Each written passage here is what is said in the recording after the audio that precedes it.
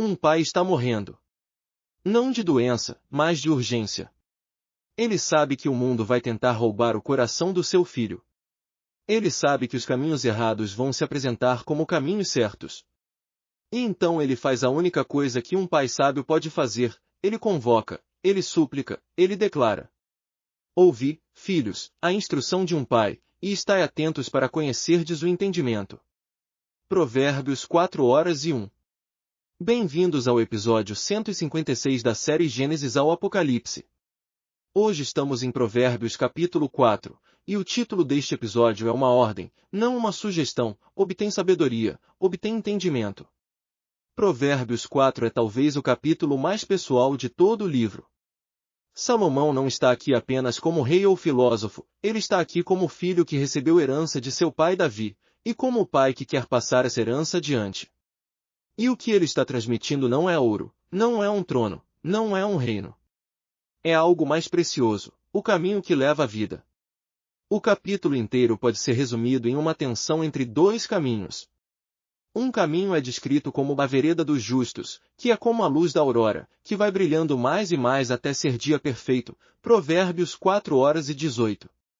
O outro caminho é descrito como as trevas, onde os ímpios tropeçam sem saberem que tropeçam, versículo 19. Dois destinos. Uma escolha.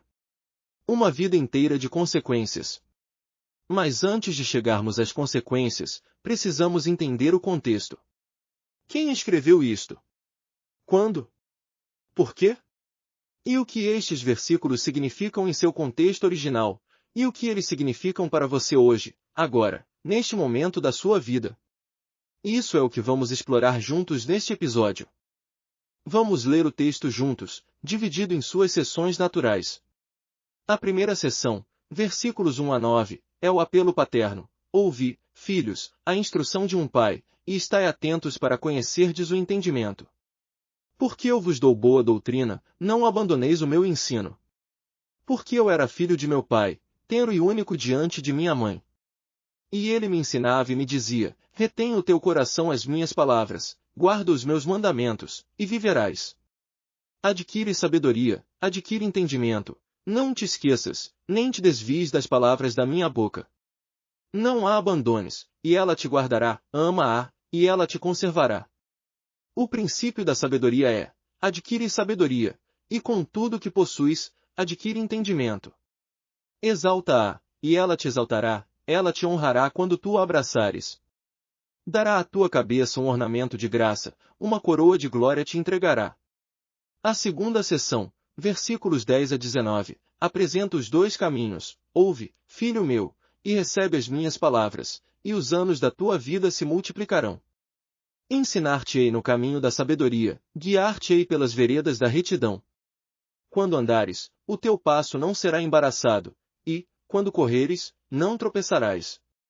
Guarda o ensinamento, não o largues, guarda-o, porque ele é a tua vida. Não entres na vereda dos ímpios, e não andes no caminho dos maus.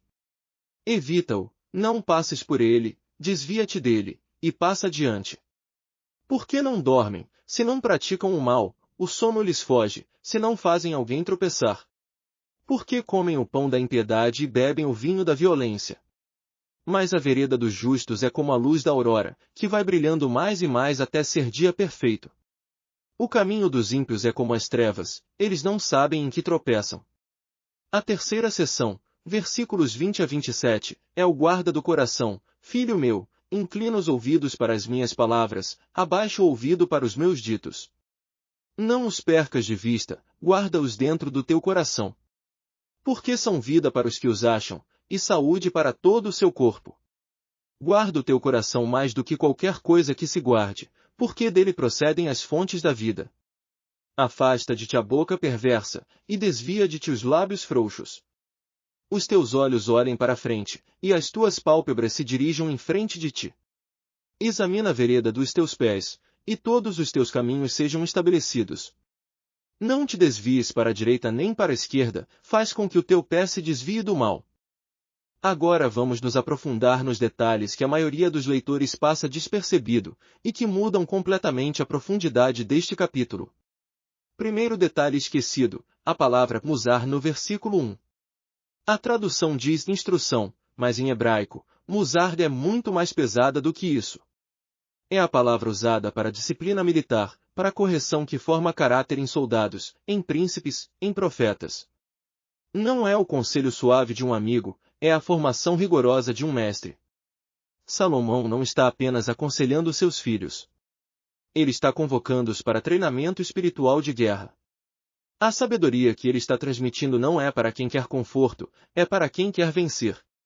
Segundo detalhe esquecido, no versículo 3, Salomão diz que era filho tenro e único diante de minha mãe. Isso é notável. Salomão tinha muitos irmãos, ele não era filho único biologicamente. Então por que esta linguagem? Os estudiosos observam que esta frase pode ser uma referência velada à instrução especial que Batseba, sua mãe, deu a ele, instrução que aparece preservada em Provérbios 31. A sabedoria feminina está entrelaçada neste livro desde o início. A voz materna não está ausente, ela está embutida na própria fundação do texto. Terceiro detalhe esquecido, o versículo 23 diz: guarda o teu coração mais do que qualquer coisa que se guarde. A palavra hebraica para guarda aqui é mimar, que literalmente significa posto de guarda militar, uma sentinela que nunca dorme.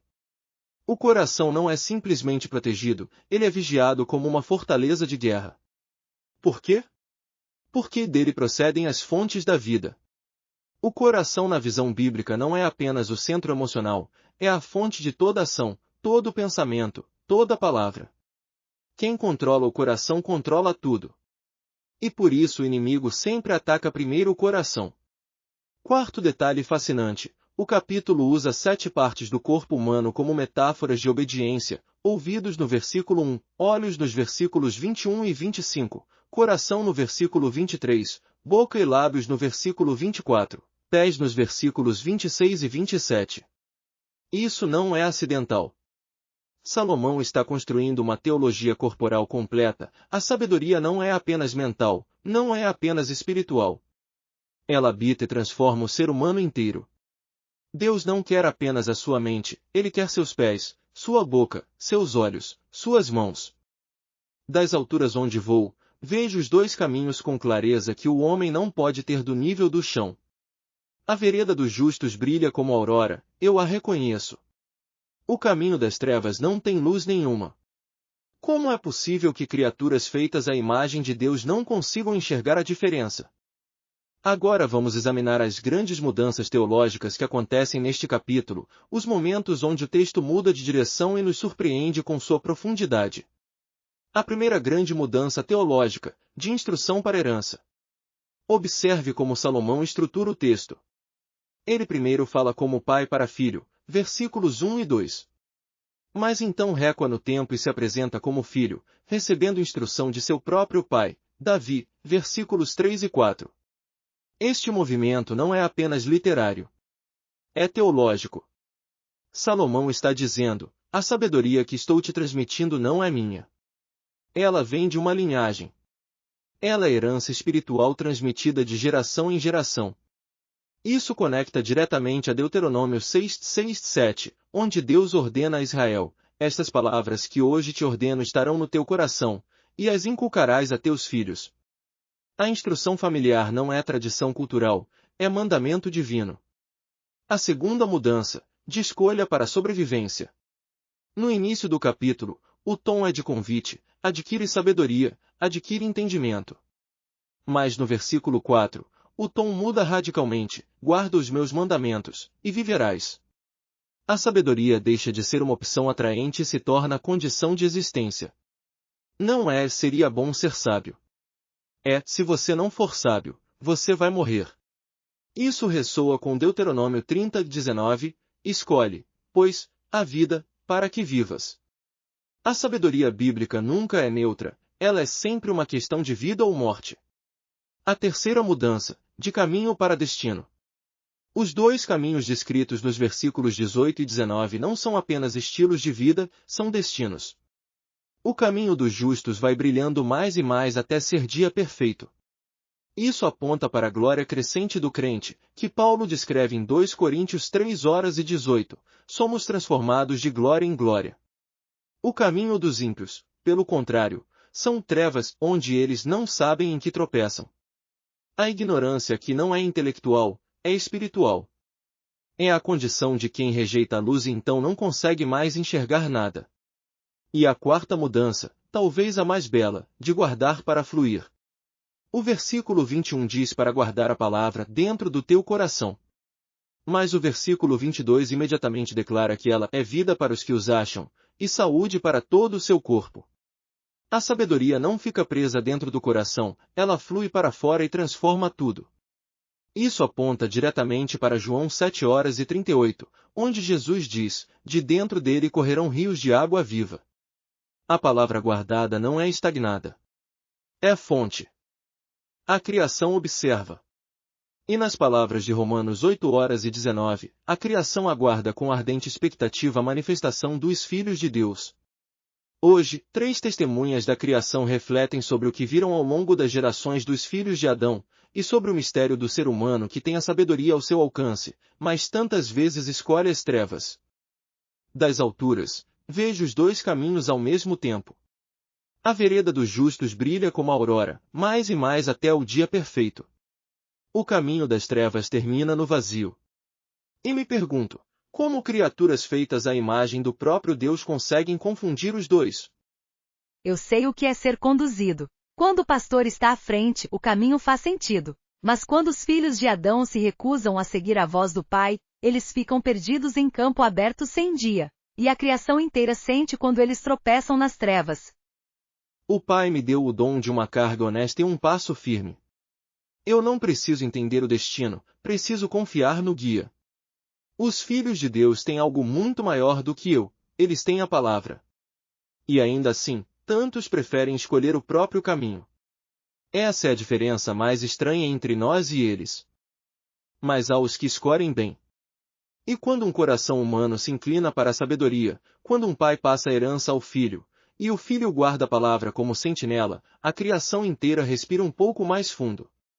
Como se a ordem que foi quebrada no jardim estivesse, um pedaço de cada vez, sendo restaurada. Chegamos ao coração prático deste episódio. Provérbios 4 não foi escrito para admiração intelectual. Foi escrito para transformação de vida. E há 4 aplicações concretas que este capítulo nos dá. Primeira, examine os 5 sentidos espirituais. Salomão usa 7 partes do corpo como metáforas de obediência. Hoje, faça esta pergunta honesta: meus ouvidos estão inclinados para a palavra de Deus, ou para o ruído do mundo? Meus olhos estão olhando para a frente, como ordena o versículo 25, ou estão desviados por imagens, por comparações, por tentações? Minha boca está falando vida ou está perversa e frouxa, como o versículo 24 descreve? Meus pés seguem o caminho que examino, ou estão sendo arrastados por conveniência? Segunda, coloque sentinela no seu coração. O versículo 23 diz: guarda o teu coração mais do que qualquer coisa que se guarde. Isso não é poesia, é estratégia. Identifique hoje uma área da sua vida onde você não tem guarda. Onde a porta está aberta para o inimigo. Pode ser o que você consome nas redes sociais. Pode ser uma amizade que te puxa para baixo. Pode ser um hábito que você normalizou. E então estabeleça um mimar, uma sentinela concreta. Uma disciplina espiritual real que vigia aquela porta. Terceira, transmita a herança. Salomão recebeu de Davi e transmitiu aos filhos. Pergunte-se, quem são os filhos na minha vida, biológicos, espirituais, discipulados, que estão esperando que eu passe adiante o que recebi?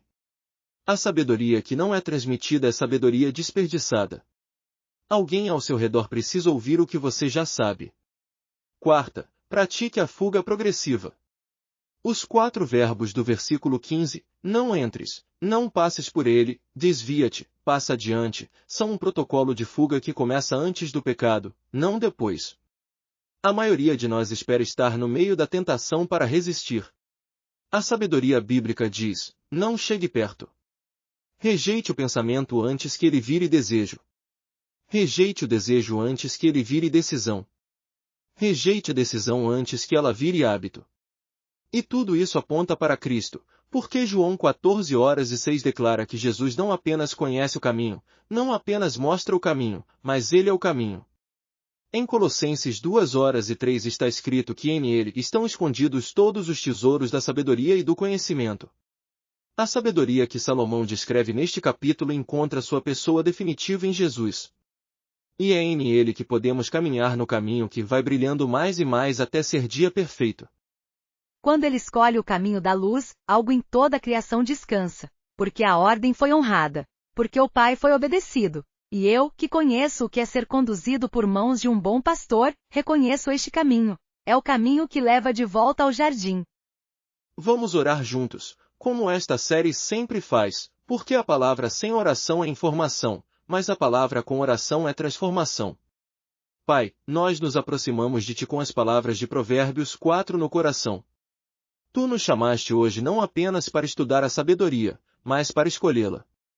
Tu nos mostraste que há dois caminhos, e que um deles brilha como a aurora, e o outro termina nas trevas. Senhor, coloca sentinela sobre o nosso coração.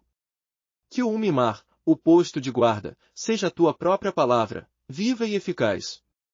Onde as portas do nosso coração estão abertas ao inimigo, fecha-as com a Tua graça. Onde os nossos olhos estão olhando para o lugar errado, redireciona-os para frente, para Ti. Que possamos ser pais e mães espirituais que transmitem a herança. Que a instrução que recebemos não morra conosco. Que os filhos ao nosso redor, biológicos e espirituais, recebam de nós o mesmo que Davi passou a Salomão: guarda os meus mandamentos, e viverás. E acima de tudo, Senhor Jesus, lembramos que Tu és o caminho. Não apenas o ensinador do caminho. O próprio caminho. Que o nosso caminhar esteja em Ti, que cada passo seja examinado à luz da Tua palavra, e que a nossa vereda brilhe mais e mais até o dia perfeito da Tua vinda.